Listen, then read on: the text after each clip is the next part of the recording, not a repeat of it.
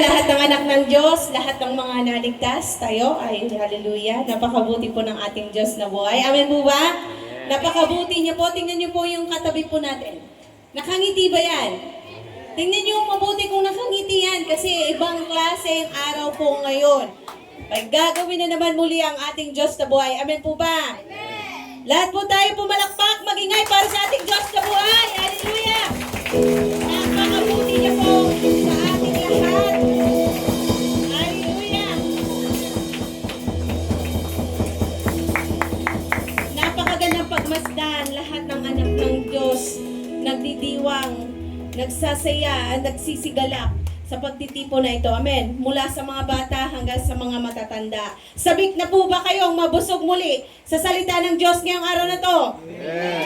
Sabik na po ba muli maranasan ang banal niyang presensya? Amen. Amen. Siya sabi nga po sa Roma chapter 15 verse 5, ipagkaloob nawa ng Diyos na siyang nagbibigay sa atin ng katatagan at lakas ng loob na kayo'y mamuhay ng may pagkakaisa ayon kay Kristo Jesus, upang sa gayon, nagkakaisa kayong magpupuri sa Diyos at Ama ng ating Panginoong Hesus Kristo. Amen! Amen. Nagkakaisa tayo, amen po ba? Amen. Sabi nga sa John 13:35, kung kayo'y mag-iibigan, makikilala ng lahat na kayo'y mga alagad ko. Amen! Amen.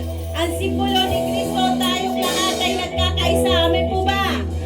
We're united, we're unstoppable. Amen! Hallelujah!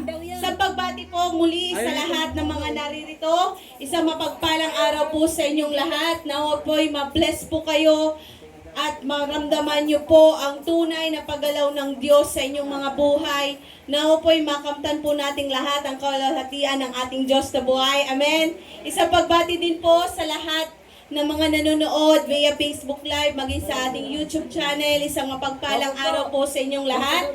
Nawa po'y ma-bless din po kayo sa inyo pong mapapakinggan, sa inyo pong mararanasan at maging sa salita ng Diyos na matutunghayan po nating lahat ngayon. Amen.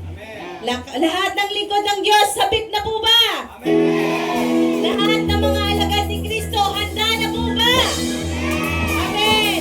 Sabi nga po sa ating mission, to wake up the body of Christ and make it one in Christ. Hallelujah. Gising na po ba ang lahat?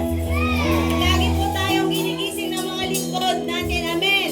Nandito po tayo para manggising. Amen po ba? O sabi sa ating mission, sa ating vision, church that believes only in Christ teaching. Wala tayong pagbabasehan. Amen po ba? Salita lamang ni Kristo. Amen po ba? Amen.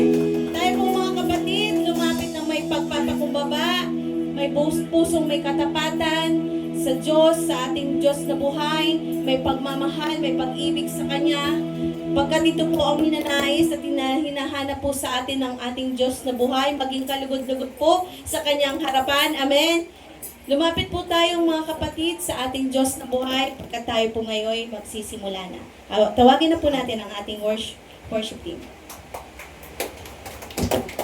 Sige po, lumapit po tayo sa ating Panginoong Hesus at damhin po natin ang Kanyang pag-ibig sapagkat sabi po sa Kanyang salita sa unang Juan, Kapitulo 4, versikulos 7 hanggang 10, mga minamahal, mag-ibigan tayo sapagkat mula sa Diyos ang pag-ibig.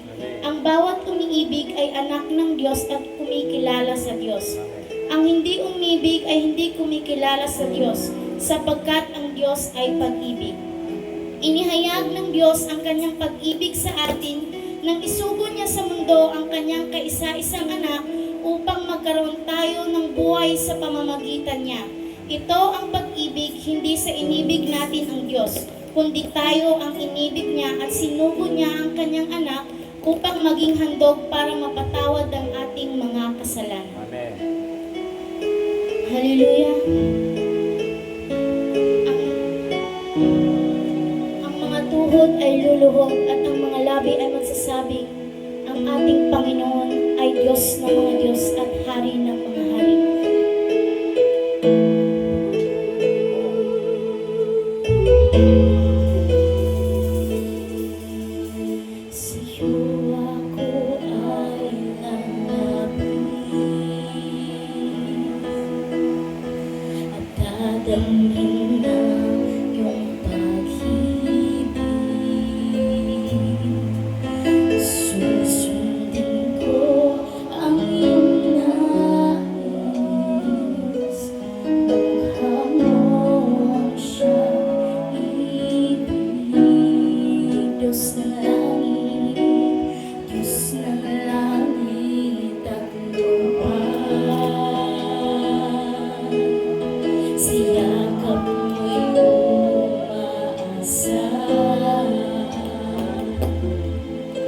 Pag-ibig mo'y di nagmamali,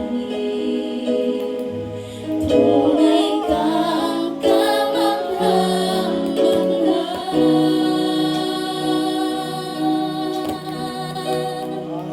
O aking Jesus, pag-ibig ng buhay ko, sasama